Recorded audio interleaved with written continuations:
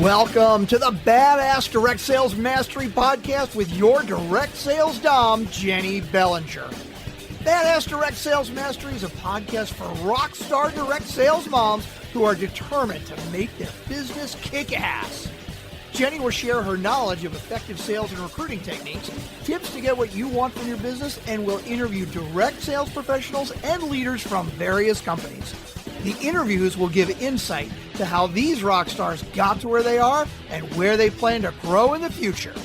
And now, the direct sales dom, Jenny Bellinger. Welcome back to another episode of Badass Direct Sales Mastery. I'm your host, your direct sales dom, Jenny Bellinger, helping you whip your business into shape. And today I have with me Tim Hughes. Now, Tim Hughes is universally recognized as the world-leading pioneer and innovator of social selling. He is currently ranked number one by Analytica as the most influential social selling person in the world, y'all. Seriously, I'm so excited to talk to Tim today. He's also the co-founder and CEO of DLA Ignite and a co-author of the best-selling books, Social Selling, Techniques to Influence Buyers and Changemakers, and, oh, I love the title of this, Smarketing, How to Achieve Competitive Advantage Through Blended Sales and Marketing. He also recently launched a second edition of Social Selling, which has been fully updated.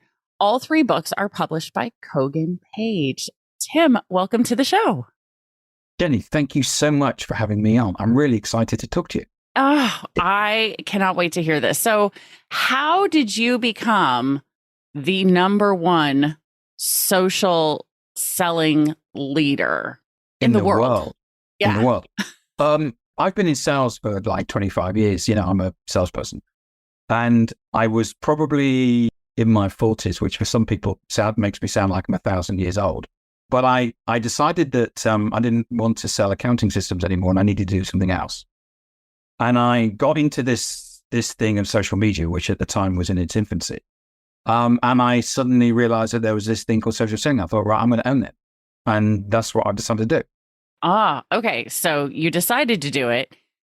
What products, what services were you selling socially, and how did you develop into this social seller? Well, back in 2014, I think I was on a Forbes list and I was number 30 or something. So I decided that it was pointless being number 30. I needed to be number one. So in 2015, I think it was, I was number two, and then 2016, I was number one, and I've been number one ever since. And the problem about being number two was everyone go, wow, that's really good. So who's number one? and of course, I had to be number one. But the whole point of it is by being number one, it got me the book deal, first book deal, and I've stayed with Kogan Page ever since. And just by putting myself out there and saying, it was I did what a kind of a Tony Robbins thing, which is rather than write my LinkedIn profile about what I do, I decided to write my LinkedIn profile about what I wanted to be. And all of a sudden, Matt, who was my co-author on the first book, basically found me. We had a coffee and I said, you know, we ought to write a book together. He said, well, I've actually written 5. I know those are people at Kogan Page. Within 3 months, we had a book deal. Oh, wow. And all of those things. And you know, that first book on social selling that came out in 2016, it was the first book published on the subject. And all those things have fallen into place. And really I guess it's about the old, you know, the more you practice, the luckier you get. Those things fall, you know, as you work towards them, you get them. Ah, I love that. So as you've been developing into this position, what are the top social selling mistakes you see businesses, entrepreneurs making on social media? It's a really good question, Jenny. The thing is that when sales started, and for me, it was back in like the 1980s, it was all based on interruption. So you cold called somebody, you pitched, and you know, when email marketing came along in 1990s, again, you sent someone an email. It's all about interruption and pitching. And what happens is that people think that social media is about I interrupt you and I pitch because that's all they actually know. Unfortunately, it's social media, and the clue is in the title. It's about media to being social. And you know, we're all pissed off with people coming to us and either doing connect and pitch, And unfortunately, the term social selling makes it sound like it's selling on social, but it's not. And we're stuck with the title because it's kind of got known for it. Right. But, we're bored of this connect and pitch and all the spam. We're bored of all the spam on email. We're bored of, whenever anybody spams me an email, I just create a rule and it just goes in my waste paper basket. I don't take cold calls on my phone. And, you know what's going to happen if those things, people will just try and sell you something you don't want. So. Right. Oh, well, and based on statistics I've seen, only 3% of your potential client pool is ready to buy it at any given time, right? Yeah. So that means 97% of the people that you're pitching, you're actually just pissing them off. It sounds like, they're being pitched when they don't want to be, right? Yes, and there's it's something like 3 or 4%. Yeah, that only that percentage of the people that are in the marketplace. But if we expand on that, only if in that 3%, only 1% will buy unless there's actually an existing relationship. And the other thing about social media is that you don't forget that other 97% are going to be in market at some point. So Right. if you're just focused on the 3%, it's a very competitive place to be because all your competitors are there.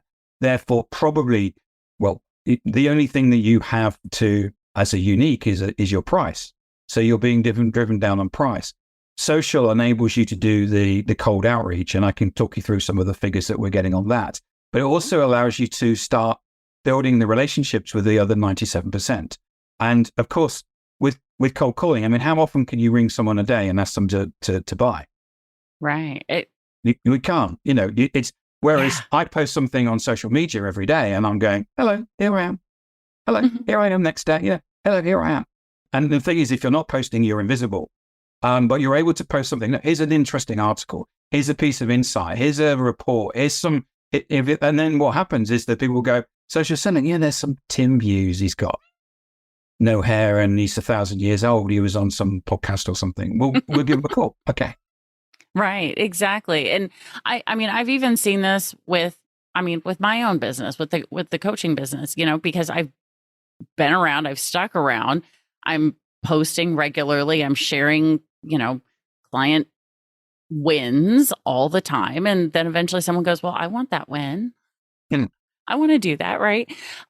So as people are going through, and I'm sure now you've had to update because the book Social Selling into the second edition, because social media is constantly changing. So Yes. What are some of the new things that you talk about in the updated edition of Social Selling? Good question. So the first book is 187 pages and the second edition is 306 pages. It's a lot. Oh, wow. And so a couple of things. One is some things were just out of date.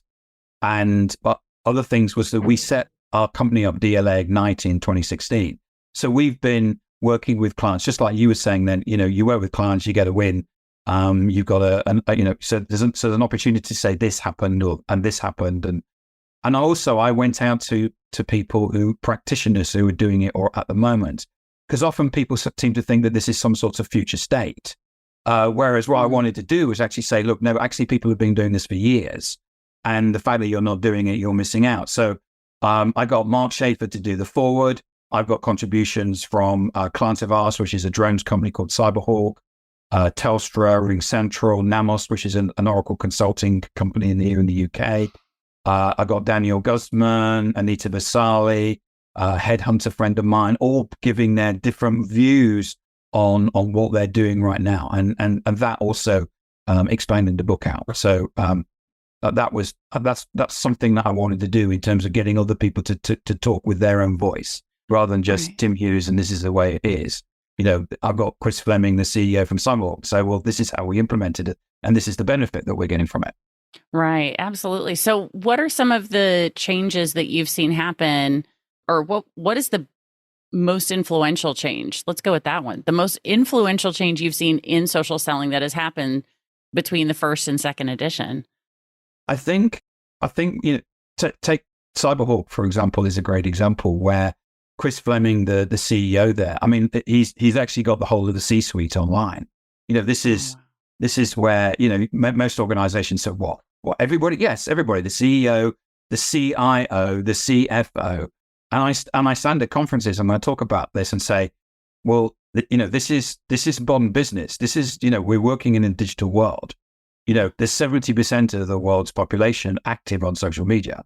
Active being they're on social media for 2 hours, 24 minutes a day. And here we have a C-suite that realized that they need to do this. And it's not just about selling, though selling is important. It's about visibility. It's about being invited in. Cyberhawk are a drones company that do drones on oil rigs, platforms, pylons, and things like that. And some of those companies are really difficult to get into, like Saudi Aramco, the oil company of Saudi Arabia. You can't normally get into those companies, but they've been able to do it through social media. And they've built relationships. And so, they've done things where they've been told that they're going to IPO faster and at a higher rate than by using social. They've been able to expand. They've actually doubled their workforce, and they've done that. And Chris puts it down. It's in the book, down to the fact that they're on social media, and people go, that looks really interesting. If you get a drone and you think about these big wind propeller things that go around, right. What does a propeller like? So they drove a drone down it and filmed it, and they put that on social media, and that's where you start going, that looks like the company I want to work for. So they've actually had people going to them and wanting to work for them. So they're able to be the employer of choice in their marketplace. So there's all kind of these things that we've seen evolved where, and a lot of people will go, yeah, I know that. And our answer is, yeah, you may know it, but you're not doing it. Right. And so in the implementation of all of this, where are you seeing the most impact in those who are doing social selling right? Well, we're seeing that a balance probably between sales and human resources. So if you go back 12 months where you couldn't get staff, we have one client that stopped paying recruitment consultants and putting out recruitment ads because they just don't need to anymore. So the money that they're saving on that is immense because people are going, as I said earlier on, that's a company I want to work for. That's really interesting. Yeah. And the other side is the way that people are now seeing it's a natural place to transact things. So Namos Consulting, for example, they've done a $2.6 million deal over social. Now, I'm not saying that you have to do the whole thing on social media. It's just that the person was on social, the buyer was on social media. They were looking for a solution to a problem. They found the salesperson and said, you look interesting. I think you could help me. There was a conversation that went on between the two, and that turned into $2.6 million. And they took another $500,000 out 6 months later. So the fact of the matter is that people are doing significantly large deals purely by going through the process. We have our own methodology. And by going through that methodology, they're able to be in a position to do that. So we're really pleased that we're able to contribute to organizations like that. And we have multiple CEOs that say, you need to buy from these companies. Right. And this just hearing that, so the $3 million in deals, right, over the course of 2 deals, just makes me go, man, and all the people who are in direct sales, network marketing, they're sitting there going, I can't even sell $100 face cream. I can't even sell a $10 bottle of oil, and people are doing $2.6 million deals over social. So where would you say that the disconnect is between people who are doing, let's say 6 and 7 figure deals and people who can't even get 2 or 3 figure deals?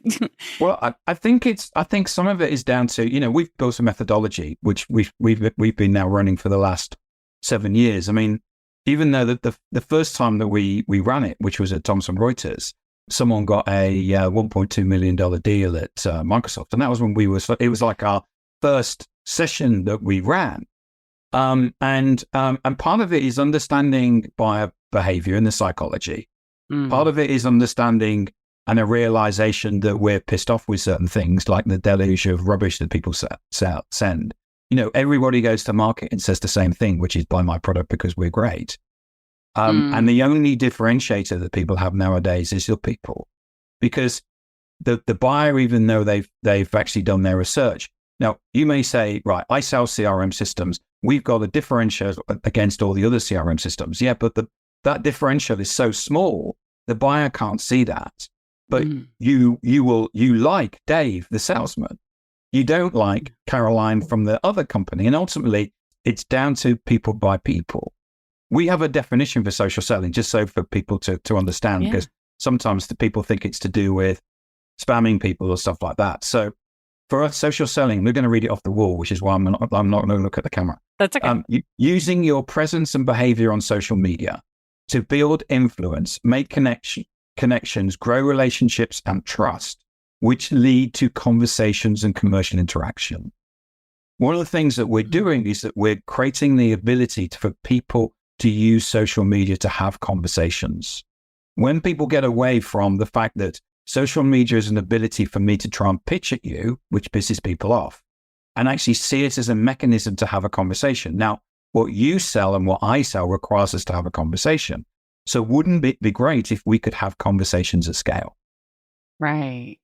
And so this year at the big 1st of January, we took a cold calling team and we trained them in social selling. We said, we're not going to make any cold calls. You're not going to send any spam emails. You are going to just work. And we train them in our social selling methodology. They're now getting, and I'm just going to read it off the wall so I don't make a mistake. They're now getting a 9% response rate. So 9 people in 100 will basically say, I will take a meeting. And whenever you have a meeting, there needs to be a next action. And we are now getting a 33.6% conversion to next action. All of the SDRs get 10 meetings a week on average. One of them came to me and complained that he had 26. And he said, I don't have time to do the cold outreach because I've got so many meetings. Now, this is not a story that's being played out in lots of places in corporate America. But the fact of the matter is, anybody can come to us. They can see these figures. They can go through, look at the analytics. We're more than happy to share them with people. And now we're in this situation where there's this very clear view. We're not saying that cold calling is dead. If you want to get 1 meeting a week, that is fine.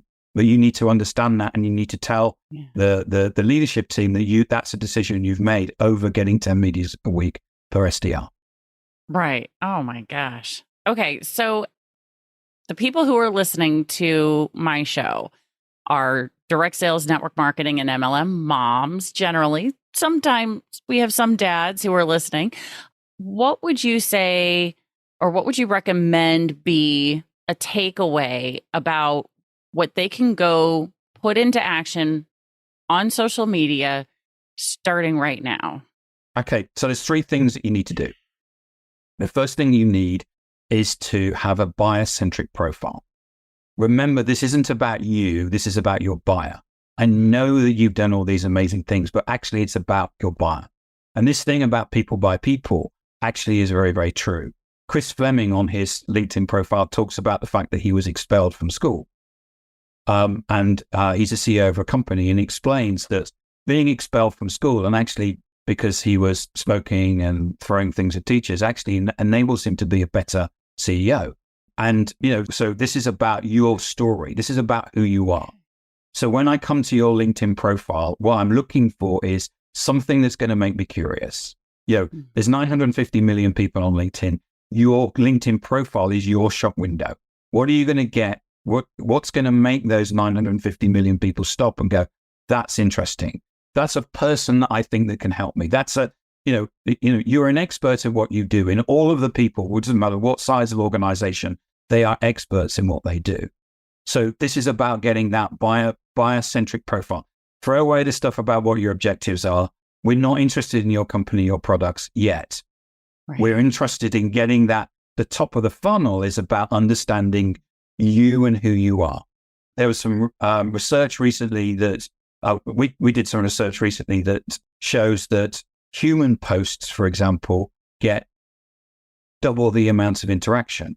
Remember, interaction is your ability to have a conversation, and we know conversations create sales. Right. The second thing that you need is a wide and varied network. LinkedIn allow you to connect to about 200 people a week. Use them. Don't go to them and pitch to them because they're not interested. It's just like a stranger coming up to your bar and saying, will you marry me? It's not going to happen. You'd say, at least buy me a drink first, And, this is about your connection. You're interested in them. Mm-hmm. Be interested in them. Ask them. And And we teach people how to do all this. The third thing you need is interesting content, insightful content. Tell people things that they don't know. You're the expert. Tell them that, the top three things that I think are important in this market right now, or, think about the business issues that your customers are facing. You explained earlier on, Jenny, we said, I put out my customer testimonials or and what you're doing is saying, here's the business issue, here's how I solved it, and call me. Right. And that's it. When someone will go, that's the issue that I'm facing right now. So it's not about going out and saying, here's a brochure. There's actually some research that says that if you post brochures now on social media, you extend the sales cycle by 22%. So this is, you put out insight. So the three things you need: buyer-centric profile, it's about you, about how to be attractive to your buyers, a wide and varied network. Don't just connect to the people that you're trying to influence. Okay, the people that you're trying to sell to, but don't pitch them. And the third thing you need is interesting, insightful content, because we know buyers are online looking for that insights and that content. No, absolutely. And it's so interesting that we're having this conversation right now, because this morning when I woke up, I, got up, had my cup of coffee, I'm scrolling through social media, and I see an article about solar and how, our local electric company is now buying power from homeowners who have solar. What's the first thing I did? I reached out to my friend who's a solar guy and said, hey, do you have an article like this that I can share? Because I want to promote your business, but this is for someone else's business. Do you have some? He didn't have something like that. And I was like, oh, you need to get something like that, because I can promote you better if you had this article on social. People search differently. One is that they will go to Google and do a search. And usually what you're doing is it's fact-based search. So what's the capital of Nigeria? The top 10 Italian restaurants in London. But the thing is that we know that it doesn't give us actually what we want in many cases. You go to Google and type in, what's the best CRM system in the world? It won't tell you. Yeah. Because all the CRM vendors will basically buy that search. What happens is that when we come to social media, we get more of a nuanced search. So if we go there and start saying, how can I get to the point where I sell electricity to the grid? Then you're more likely to get an answer. You also people coming to social media with not necessarily knowing what question to ask. So they'll be doing discovery. And then they may think, that's interesting, I never thought about that, just like you just did.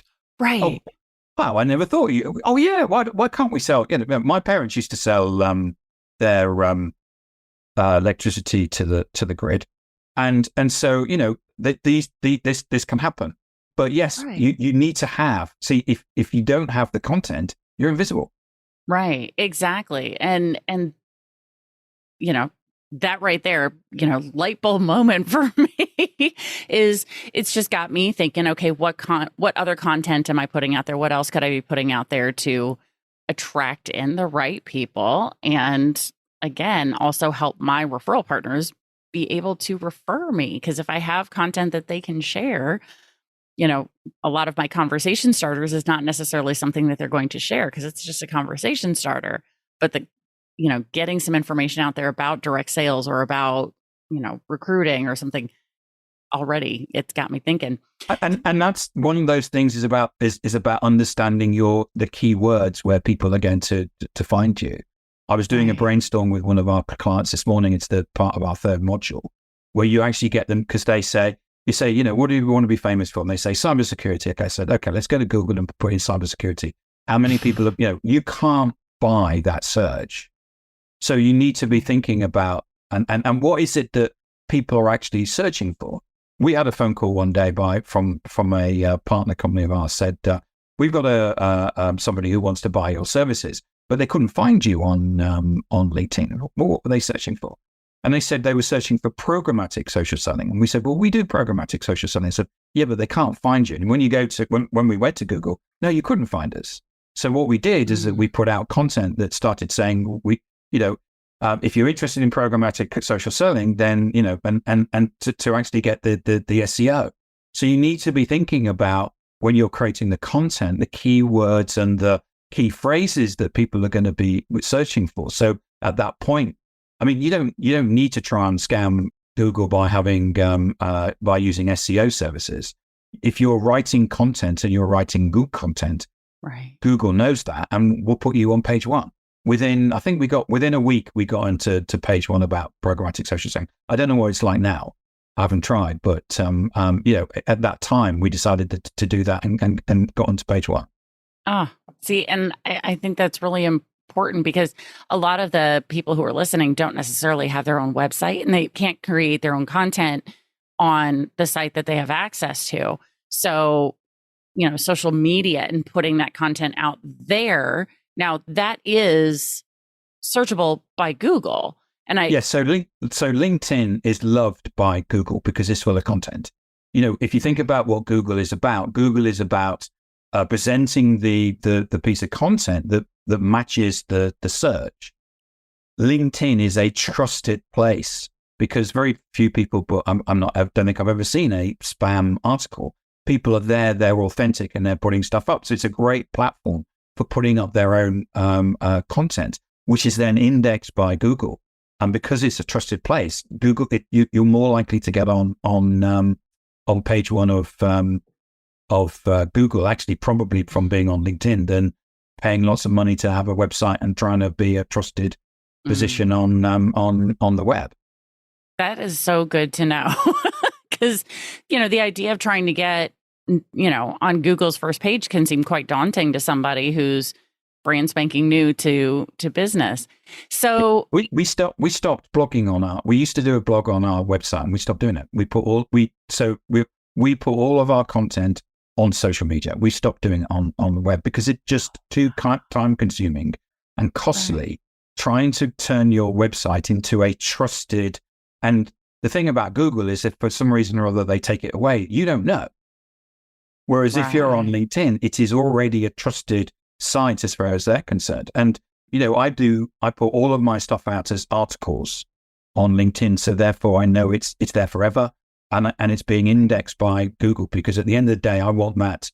I have a short and a long game, and the long game is to make sure that there is this wealth and library of content. When anybody Googles social selling, that I should be on page one in some shape or form. That is so good. So now the new edition of social selling is it already out? We're in print? It came out in November last year. And, fantastic! It's and I'm really proud of it and really pleased. Good. And so it's called Social Selling: Techniques to Influence Buyers and Changemakers. Yes, and it's a second edition, which is the yellow cover. Fantastic. So people can find this on Amazon. It's on Google, not Google. It's on Amazon worldwide. Okay, fantastic. So good. So anybody who's like, okay, I want more of this. I want to know how to do this right. I want to get it going. How do I create it? And the book is all about, I want it to be, it's designed to be practical. You should be walking away from it saying, I've learned something new. It's not about my journey or anything self-indulgent like that. It's about practical steps that you can take. And I love it because I get people posting pictures. I had one this week saying it's probably the best book on sales I've read, and this sort of stuff. And it's just so nice to think that I put something together. And I'm not trying to be, I'm a modest person. I'm a Brit. I'm modest. And I'm just so proud that people think this, because at the end of the day, it's about them, not really about me. Right. Absolutely. And I certainly, I love the idea of putting something out, because yes, I'm very much the same way when I'm putting out some of the content that I put out. It's stuff that people can use right away. It's absolutely, here's something that I can do with this information now. Here's the next step I can take. And by having that book out there, which is great. So we're going to link to the book in the show notes. So if anybody wants to go get the book, just go into the show notes. If they want to connect with you directly, Tim, how would you like them to connect with you? The best place to get me is on LinkedIn. So I'm Timothy Hughes or Tim Hughes on LinkedIn. They should find me there. And if they send me a connection request, if you could write that you saw me on this show, because I get all kinds of people spamming me and sending me, trying to sell me rubbish. And if you can just say that I saw you on Jenny B's show and yeah, no, absolutely. And I thought you were rubbish, but I'll connect to you. That's fantastic. So, of course, as my badass crew knows, we have your LinkedIn link in the show notes as well. If this is somebody's first time listening to the show and you're wondering what are show notes, click on today's episode on the phone, scroll below Tim's picture, and you will see all of the links to the Amazon book, to his LinkedIn, so you can connect with Tim and make sure to let him know that you heard him on Badass Direct Sales Mastery with Coach Jenny B. So that way he knows to go ahead and connect with you, that you're not just another rubbish person trying to sell him something, but you want to thank him for all of this fantastic information. Tim, this has been brilliant. I'm going to go get the book myself. Thank you, Jenny. That's really generous of you. Thank you. No, I absolutely want this information because I know it's something that my clients are asking me, and how can I answer them if I don't have the right information? So you're the number one person in social selling, so I should definitely make sure that I'm learning from the best. Thank you. Absolutely, Tim. And Badass Crew, you know how this goes. Stay tuned because there's another badass episode on its way. Thanks for listening to the Badass Direct Sales Mastery Podcast with your direct sales dom, Jenny Bellinger. Why are you waiting to go to badassdirectsalesmastery.com? Don't make the dom get her whip. If you enjoyed this episode, make sure to share it with another rock star that you know in direct sales after you subscribe to the podcast so you won't miss any future episodes. You can also check out the show notes for links and any contact information mentioned in today's episode. We'll see you next time.